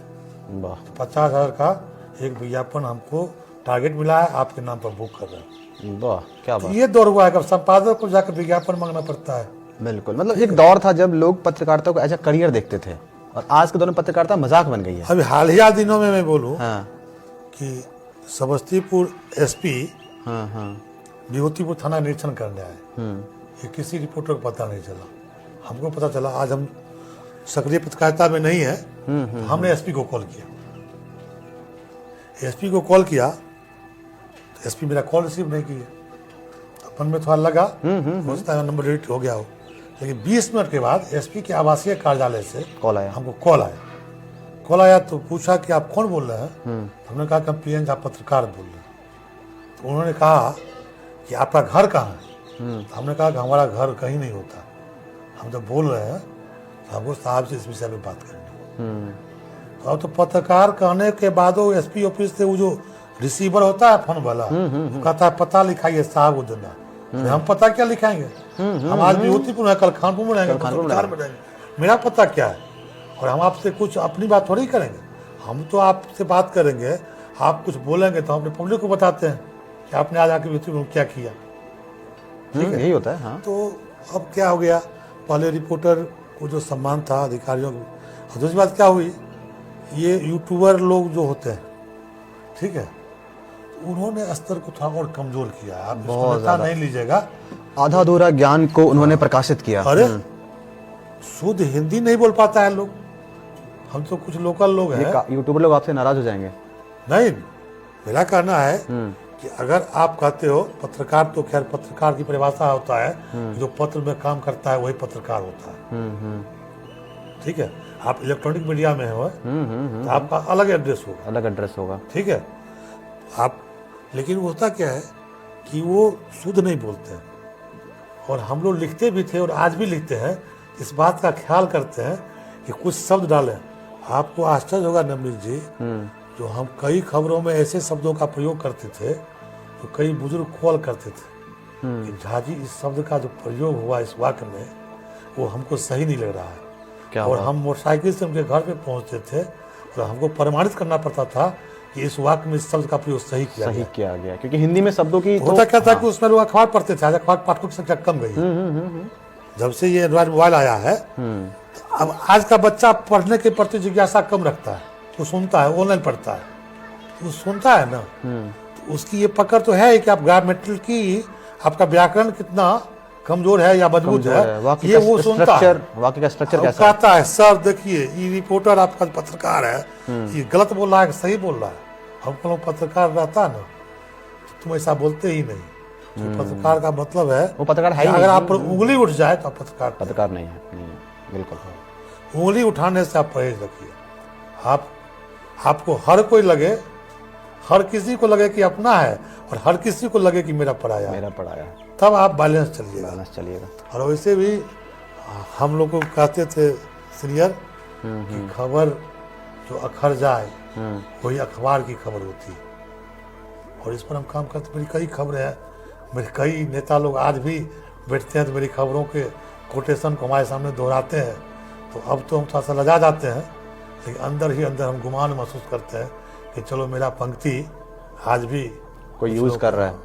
आज भी एक नेता है, वो हमको जब देखते हैं तो कह देते हैं क्या झा सर, रिश्ते में आई खटास तो निकाल लिया दिल का भरास ना, हमको अच्छा लगता है। ये सब आज भी एक दिन एक पंच समारोह लाइन जो में- है वो हर कोई यूज नहीं कर सकता है, एक दिन अनुभवी लोग ही कर एक सकते हैं। दिन- अरे कल की बात करते हैं, कल थाना पे एक प्रीता आई थी, उसको हम पहचान लिए, आवेदन लेकर आई थी। वो हमको नहीं पहचानी, क्योंकि जब जिसने हमको देखी थी उसने बहुत दुबले पतले थे, 20 साल पहले उसको देखे थे। अच्छा, तो वो गांव और नाम बोली ना, उसको पहचान लिया। तो उसके जानने के बाद थाना अध्यक्ष पूछते जी आप जानते थे क्या? हम बोले हमारी स्टोरी की नायिका रही है। नायिका। हाँ, तो हम कैसे पूछ सकते हैं? तो हम जिस पर लिखे हैं वो 20 साल बाद भी उसको देखेंगे, हमको याद आएगा। वही जाएगा, बिल्कुल याद आ जाएगा। दो युगल प्रेमी की अनूठी प्रेम कहानी हमारी एक क्या बात हिंदुस्तान में छपी थी। तो वो वही लड़की थी जो अपने बेटे के साथ आई थी। वो अपने बेटे के साथ थी, बड़ा बेटा था। लगता है आप काफी ज्यादा उपन्यास, नाटक, कहानियां पढ़ते हैं। नाटक तो हम लिखते अच्छा। भी थे, लेकिन क्या कहिएगा, हाँ। आर्थिक दौर है यहाँ। मेरा कहना है कि लिखना पढ़ना दो ही व्यक्ति कर सकता है। मुझे उपन्यास या तो तो काफी जो अच्छा लगा। यायावर है वो, यायावर, जो हाँ, संपन्न है वो। संपन्न है वो। हम लोग के साथ क्या है कि न यायावर है न संपन्न। न संपन्न है। खटना पड़ता है बाल बच्चों के लिए, परिवार के लिए बिल्कुल, काम बिल्कुल। करना पड़ता है। और जब ही आप काम करते हैं कहीं तो आपका एनर्जी का हरासमेंट होगा। लेकिन आज भी हम पढ़ते हैं, आज भी हम 1 घंटा, हम आधा घंटा 1 घंटा रूटीन बंद होकर मोबाइल भी सुनते हैं। तो एक चीज़ है बस कि अभी जो भी इस देश में जितने भी पत्रकार हैं जो सीखने की कोशिश कर रहे हैं, उनके लिए आपका क्या मैसेज होगा कि शुद्धता को कैसे बढ़ाएं, किस तरीके से अपनी चीज़ों को रिप्रेजेंट करें ताकि पब्लिक को लगे कि हाँ। देखिए, प्रिंट मीडिया की स्थिति तो काफी खराब होती जा रही है। मेरा मानना है कि अगले 15 से 20 वर्ष के अंदर सारा प्रिंट मीडिया डिजिटाइजेशन हो जाएगा। और लिखना तो पड़ेगा ना फिर भी, हाँ, तो सुनिए ना, लिखना तो वहाँ भी है, वहाँ क्या बस है, पेपर पे नहीं छपेगा। वहाँ विजुअल के लिए जो काम करते हैं, मेरा कहना है क्या कि आप जो बोल रहे हैं विषय का चयन और शब्दों का चयन का आप ख्याल रखें। कब क्या बोलना है। हाँ, चूंकि होता क्या है कि आप जो ही कैमरे पर आते हैं यूट्यूब के माध्यम से, जो ही माइक लेके जाते हैं, अभी एक मेरे मित्र हैं, हालांकि उनको भी पत्रकार हम नहीं बनाया था, उनको हिंदुस्तान में जोड़े थे हम। अच्छा, नाम लेना उचित नहीं होगा। नहीं, वो अभी नहीं, यूट्यूबर, नाम नहीं लेना है, हाँ। वो यूट्यूबर है, अभी उनका 5 लाख के करीब फॉलोअर्स। अच्छा, हमको फोन करके दादी हिंदुस्तान का पत्रकार बनाए थे उन्होंने। बनाए थे कुछ दिनों के लिए। अच्छा, तो वो एक दिन आए थे कल्याणपुर कॉलेज पर, हमको कहे कि डॉक्टर अशोक कुमार का इंटरव्यू कर लीजिए। हम क्यों करें, वो बोलेंगे, हम सुनेंगे, हम लिखेंगे। तो हम परिचय करा दिए। तो क्या किया, माइक लग गए, दे दिए। डॉक्टर अशोक कुमार को बोलिए सर। और अशोक कुमार मेरा मुंह देख रहा है, क्या बोलना ही पता ही नहीं है। अब पूछेगा तब ना बोलेगा। हाँ हाँ हाँ, वो आदमी को पूछना ही नहीं आता, अभी भी उसका वीडियो देखते हैं। उसका वीडियो हम इसलिए नहीं देखते हैं अच्छा। कि उसने क्या कलेक्ट किया। उसका वीडियो हम देखते हैं, हंसने कुछ उठा देगा, कहेगा मने अब देखिए ये है, ये मतलब बोलेंगे। आप अपने पत्रकार को पत्रकार बनाए और अब उसको एज ए कॉमेडी पर्सन देख रहे हैं। हाँ, इसलिए देख रहे हैं कि वो आदमी 5-6 महीना ही अखबार में काम किए थे, योग्यता के कारण हटा दिए गए थे।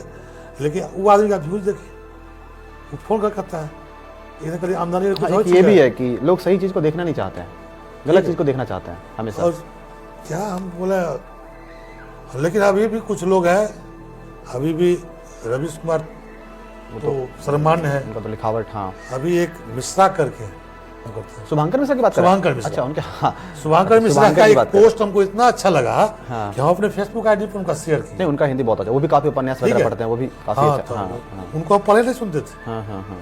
हम इधर कुछ प्रवचन करता नहीं, हूँ, वो साहित्य के काफी अच्छे जानकार हैं वो, लेकिन हाँ। जब बिहार बीपीएससी आंदोलन में जब वो आदमी बोल रहा था ऑन दी कैमरा, नीतीश को ये मिला, चिराग को ये मिला, तेजस्वी को ये मिला, भाषा में काफी शालीनता दिख रही है। माझी को ये मिला, और कटाक्ष भी होगा। बिहार वाला तुमको क्या मिला। हमको इतना अच्छा लगा कि जो वो लोग निश्चित रूप से पत्रकार हैं। हम सीखे किस चीज को कैसे पलट के मार देना है, चोट भी लग जाए और दाग भी नहीं उखड़े, उस पूरे वीडियो में हमको ये मौका मिला। इस देश के चौथे स्तंभ को अभी भी कुछ लोग उस जमीर को बचा के रखे हुए हैं। हाँ, अभी भी हम अजीत अंजुम का वीडियो देखते हैं, वो भी काफी अच्छा बोलते हैं। बिल्कुल, मतलब उन लोगों से काफी कुछ सीखा जा सकता है। तो अब रही कि हम कई जगह बोल देते हैं कि मनीष कश्यप मत बनो यूट्यूबर में। अब मतलब मनीष कश्यप की तो भाषा है ही नहीं, पत्रकारिता की तो भाषा ही नहीं है। हम कई बार उनको देखते हाँ, थे चिल्लाते गुंडे हुए, की भाषा है वो तो। हमको बुरा लगता था। आज देखिए उनका क्या असर है, आज बातें खुल के नहीं राजनीति में बनना चाहते थे तो बातों से लगता ही था, वो तो था ही था। तो हम खास करके युवाओं से कहते हैं, जो भी रील्स बनाते हैं, वीडियो बनाते हैं, समाचार संकलन करते आप हैं, सीखिए कि आप कुछ पॉजिटिव लाइए, आपको सम्मान करने। तो आपको मालूम है कि आपके आईडी पर गाली कोई दे या नहीं दे, लेकिन वो हंसता जरूर है, अंदर से हंसता है। हंसता हाँ, है। बिल्कुल। तो आप व्यूज उठा लेते हैं, आप पैसा कमा सकते हैं, और पैसा बहुत कुछ है, सब कुछ नहीं। सब कुछ नहीं है, बिल्कुल बिल्कुल सब कुछ नहीं है। अच्छा, आप मुझे ये बताइए बेन कि अब विभूतिपुर में ऐसे कौन से काम हैं जिनको लगता है कि आपको होना चाहिए, कमी है विभूतिपुर में कुछ, एजुकेशन में या सैनिटेशन को लेके, या साफ सफाई हो गया, सड़कें हो गई, या हॉस्पिटल, मतलब ऐसा कौन सा फील्ड है जहाँ पे अभी विभूतिपुर पीछे है, उस फील्ड में काम होना चाहिए आपके अकॉर्डिंग? देखिए, जिस कार्य में विभूतिपुर पीछे है ना, उस कार्य में पूरा बिहार पीछे है। नहीं, हम विभूतिपुर की बात करेंगे अभी। विभूति बात करेंगे ना, हाँ पूरी जो सरकारी व्यवस्था है वो डाटाबेस व्यवस्था हो गई है। हाँ, वो तो डेटा पे चल रही है, ठीक है, डेटा में एरर है, ये कह रहे हैं आप? सारे लोग शिक्षा में, हाँ। स्वास्थ्य में, ठीक है, हर जगह। आपको आश्चर्य लगेगा।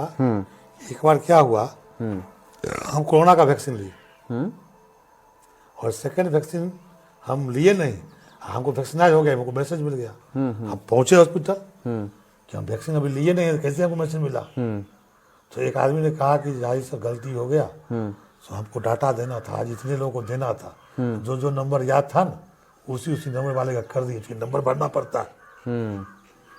ठीक है, स्वच्छता की बात करिएगा, आपको आश्चर्य होगा कि हमको एक बार 12,000 रुपये का एक मैसेज आया, अच्छा, मोबाइल पर। तो हम गए बैंक कि पैसा क्या चीज़ का आया। तो बैंक वालों ने देखा कि सरकारी पैसा है, तो कोनो शौचालय बनवाए हम, उसका अनुदान आया। हमने कहा भाई जो आवेदन करता है उसको अनुदान राशि नहीं मिल रही है, हमने तो आवेदन ही नहीं किया है। अच्छा, हमको कैसे आ गया? हमको कैसे जानते हैं, उस मुद्दे को लेकर हम जिलाधिकारी तक को आवेदन दिए कि हम पैसा वापस कहाँ करें, हमको ये लाभ नहीं लेना। अच्छा, ठीक है, ये हम अपनी बात कर रहे हैं, उसमें कई अखबारों में खबर भी आई थी। ठीक है, हमने डीएम पत्र दिया था। तो शिक्षा में भी आज भी आप किसी स्कूल पर जाइए, टीचर आपको क्लास में पढ़ाते नहीं मिलेगा। 5 गो 6 गो देवी जी मास्टर कुर्सी बाहर में लेके बैठल मिलेगा। हाँ, हम कभी कभी 4 व्हीलर से निकल जाते हैं, स्कूल सामने ड्राइवर कहते हैं गाड़ी धीरे से चलाओ। अच्छा, हम इसलिए कहते हैं कि उस गाड़ी को धीरे के चलने की गति मात्र देखकर मैडम लोग पढ़ाने लग जाती है, कुर्सी लेकर भाग जाते हैं। हम वहाँ रुकते नहीं हैं। ठीक है, तो क्या करिएगा, अभी इसके लिए बहुत बड़ा स्ट्रगल की जरूरत है, इस स्तर पर, सरकारी स्तर पर भी और समाज। हुआ क्या कि समाज के लोग अब सरकारी संस्थाओं से ताल्लुकात रखना बंद कर दिए।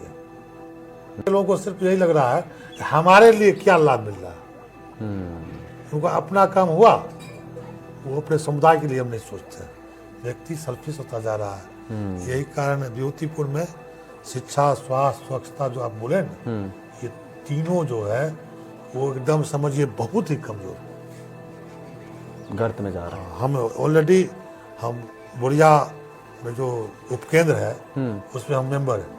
अच्छा, वहाँ के सीएचओ से हमारी एक बार बहस हो गई इस बात को लेकर। वो क्या करे, ग्रुप में मैसेज डाल देगी आज बैठक है, अब हम समस्तीपुर में हैं, भूल में पढ़ेंगे, आज बैठक है। तो भाई आएंगे कैसे, समस्तीपुर से काम से गए हैं, अब 3 दिन पहले हमको फोन करिए, बिल्कुल, तब ना हम अपनी तैयारी रखेंगे। तो हम कहे कि आप तो कहीं क्या करिएगा सर, से फोटो खिंचा लीजिए, हम लोग को बैठक करा के देना होता। क्या बात है, ठीक है, क्या बात। तो हम भी फोटो खिंचाए।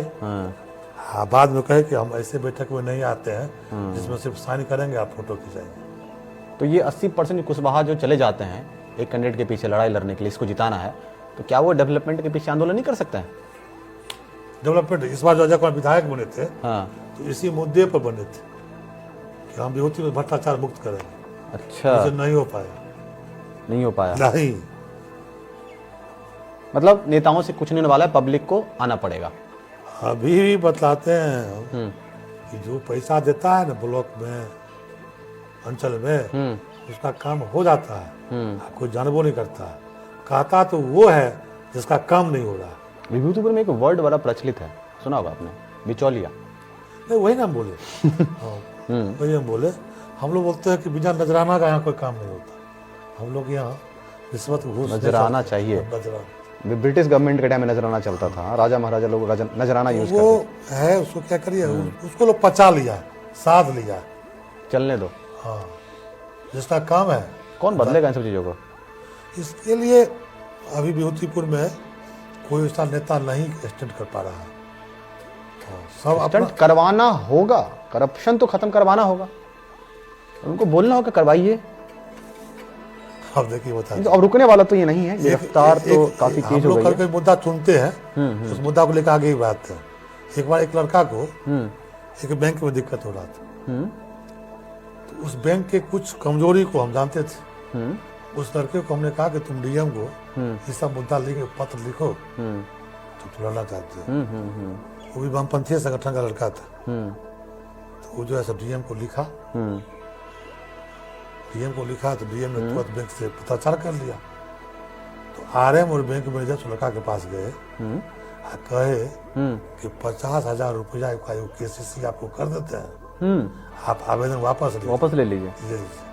और लिख दीजिए, हमको इनसे कोई शिकायत नहीं है, किसी के भड़काने पर हमने आवेदन लिखा। उस लड़के ने ले लिया, उस लड़के ने केसीसी करवा लिया, वाह, आवेदन लिख दिया और मैनेजर को कह दिया कि हम सर ये काम फलाने पत्रकार जी करने पर किए थे। मतलब पीएन आप ये कह रहे हैं कि विभूतिपुर में लोग अधिकारी को नजराना देते हैं और अधिकारी लोगों को भी नजराना देते हैं। लोग नहीं, जो रिप्रेजेंट करते हैं, समझे? मतलब वही हुआ ना, बात तो वही हुई ना। हाँ, हर अधिकारी जो है ना 5 7 इलाका के लोगों को रखता है, ठीक है। अच्छा, हाँ, वो उसका काम को सुलह कर देता है। इस समस्या के लिए अभी कोई खड़ा नहीं हो रहा है सर, समझे ना, कोई नहीं हो रहा है, कोई नहीं खड़ा हो रहा है। जो जहाँ मिलता है वो वहाँ चलाता है। तो आपका विजन क्या है? हम अभी बोले ना, व्यक्तिगत विजन। हम लोग तो मुद्दों को कोई उठाते रहते हैं, उठवाते रहते हैं। हम लोग मुद्दों को उठवाते ये भी उठा देना था, लड़का ने केसीसी करवाया, इसको उठा देना था।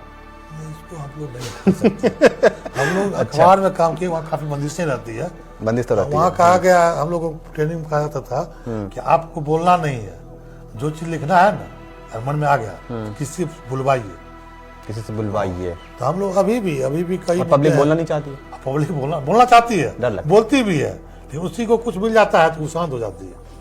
मतलब नजराना, फिर नजराना, फिर नजराना और फिर नजराना। और ये विभूतिपुर में नजराना वर्ड तो प्रचलित हो चुका है। हम नहीं बोले, लेकिन ये जो सुन रहा होगा तो लग रहा होगा मेरे बारे में जारी बोल रहा है। तो आप पॉलिटिक्स में आइएगा? नहीं सर, पॉलिटिक्स में हम पिछले बार जो हम चुनाव में आ गए तो वो भी मेरा पॉलिटिक्स नहीं था, वो भी मेरा एक सोशल वर्क था, विचारधारा, आइडियोलॉजी, राष्ट्रीय मुद्दे को लेकर हमने एक बिहार की बेटी को समर्थन किया था। बिल्कुल। तो पॉलिटिक्स हमारे लिए है नहीं, क्योंकि हम जिस समाज से आते हैं, सवर्ण समाज का हम पर ठप्पा जरूर लगा हुआ है, लेकिन हम लोग ब्राह्मण हैं। ब्राह्मण का मतलब होता है कर्म करिए और खाइए। कर्म करिए और खाइए, क्या हो रहा है उससे कोई मतलब नहीं है। नहीं, नीति निर्धारण तो करना ही होता है, करना ही होता है। तो विभूतिपुर के लिए आपने कभी कुछ सोचा है कि हमें विभूतिपुर के लिए कुछ अच्छा करना है, डेवलपमेंट पर्पज से, एजुकेशन में या किसी भी चीज में? देखिए सर, विभूतिपुर में डेवलपमेंट के लिए ही तो हम पटना से छोड़ विभूतिपुर आए, क्योंकि पत्रकार के हाथ में बहुत पावर होती है। और नहीं, पावर नहीं होता है। पत्रकार का क्या होता है, बदलाव की शक्ति होती है, समाज का विश्वास होता है। पत्रकार को क्या होता है, समाज का विश्वास होता है, पावर नहीं होता है। बिल्कुल ठीक है, वो पावरफुल नहीं होता, वो फेथफुल होता है। हम झूठ भी लिख देंगे तो समाज को लगेगा कि नहीं यही सच है, यही सच है। ये पत्रकारिता का पेशा का समाज के प्रति हम अभी भी देखिए, अभी भी हम एक सेंटर चला रहे हैं, हमारी एक संस्था भी है। अच्छा। दूर देहात, उस संस्था को लेकर हम जन मुद्दों पे भी काम करते रहे हैं। क्या संस्था का पर्पस? दूर देहात संस्था का पर्पस तो कई है, लेकिन हम जनमुद्दों को लेकर हम खुद अनशन किए हुए हैं। एजुकेशनल पर्पस है, एजुकेशनल पर्पस के 2016 से हम उसी पे काम कर रहे हैं। ये इस बात से मुझे बहुत खुशी मिलती है जब कोई इंसान एजुकेशन के लिए काम कर रहा होता है, तो मुझे बहुत अच्छा लगता है। बताऊं कि लगभग हम 5000 प्लस युवाओं को अपने केंद्र के माध्यम से, हालांकि बिहार सरकार का सहयोग है उसमें, हम कंप्यूटर ट्रेनिंग दिलवाए। और आपको जानकर आश्चर्य होगा, उसमें 300 साढ़े 300 लड़के लड़कियां आज जॉब में है। वाह, ठीक है, क्या बात। दरोगा है, सिपाही है, और उसको जोड़े संतुष्टि कब होती है। एक लड़की को हम डांटते थे क्लास में, समझो उसको बिहार पुलिस हो गई। बिहार पुलिस हो गई तो उसको ट्रेनिंग के बाद जब जिला बल में पोस्टिंग हुआ तो उसको पूछा सार्जेंट मेजर ने, इसमें कंप्यूटर कौन कौन जानती है। वो लड़की भी कंप्यूटर सीखी हुई थी, वो भी हाथ उठा दी, उसका पोस्टिंग हो गया लाइन में। वो कंप्यूटर पर कमांड काटती है। तो एक दिन फोन की, सर आप बहुत याद आते हैं। बोले क्या हुआ? सर जानते हैं हमारे ही बैच की लड़कियां हमारे ही खिड़की पर लाइन में खड़ी रहती है और हमको बोलती है कि मैडम हमारा जल्दी से कमांड काट दीजिए। क्या बात। तो आप याद आते हैं। तो हम अभी भी बोलते हैं लोगों को कि डिग्रियां आपको सम्मान नहीं दिलवाती, डिग्रियां एक सीमा को पार करती, सीमा को पार करवाती। लेकिन अगर आपके पास हुनर है, आपके पास कौशल है, तो आप दौलत और शोहरत दोनों पाते हैं। दोनों पा सकते हैं। हाँ। बिल्कुल, मतलब आप भी शिक्षा के क्षेत्र में काफी प्रयास कर रहे हैं, विभूतिपुर के बच्चों का भला हो जाए। तो आपने देखा कि किस तरीके से पीएन ने हमारे सभी सवालों का सही तरीके से जवाब दिया इन्होंने, और इनका जो विजन है विभूतिपुर को लेके, पत्रकारिता में रहना है, बहुत सारे बदलाव इन्होंने किया है और आगे बदलाव करेंगे। और एजुकेशन के क्षेत्र में काफी ज्यादा आगे बढ़ रहे हैं विभूतिपुर में। दूसरी बात यह भी है कि विभूतिपुर की राजनीति को समझना मेरे लिए बहुत ज़्यादा जरूरी था, हमने आज समझा भी। और आप भी अगर विभूतिपुर में नए हैं और विभूतिपुर की राजनीति को अच्छे तरीके से समझना चाहते हैं तो ये वीडियो आपके लिए काफ़ी ज़्यादा इंपॉर्टेंट है। और मुझे नहीं लगता कि इससे पहले आपको विभूतिपुर के बारे में इतनी ज़्यादा जानकारी मिली होगी, वो भी एक ही प्लेटफॉर्म से। तो आपने हमें इतना समय दिया, आपका इसके लिए बहुत बहुत धन्यवाद। और हम फिर मिलेंगे, देखते हैं, अभी तो इलेक्शंस आने वाले हैं। और इतना नॉलेजेबल पर्सन इस क्षेत्र को लेके मैंने अभी तक नहीं देखा था। मुझे लगता था कि विभूतिपुर में ऐसी बात नहीं, बिल्कुल आपने जिस तरीके से बताया है ना, वो बातें लगती है कि बिल्कुल फैक्ट है ये, इसमें कोई डाउट नहीं। हाँ, कुछ लोगों को इस वीडियो से बुरा लग सकता है, कुछ लोग अपनी टिप्पणी करेंगे कि ऐसा नहीं है वैसा नहीं है, लेकिन हाँ, ये फैक्चुअल बातें थी और इन सभी बातों के पीछे फैक्ट है, प्लस इस हर एक बात का सबूत भी है कि हाँ, ये बातें हुई है, चाहे कास्ट को लेके हो, चाहे पॉलिटिक्स को लेके हो, कैंडिडेट को लेके हो, डेवलपमेंट को लेके हो, किसी भी चीज़ को लेके हो। तो इसी तरीके से आप हमारे साथ बने रहिए, फिर मिलेंगे अगले वीडियो के साथ। अब तक आपका बहुत बहुत धन्यवाद।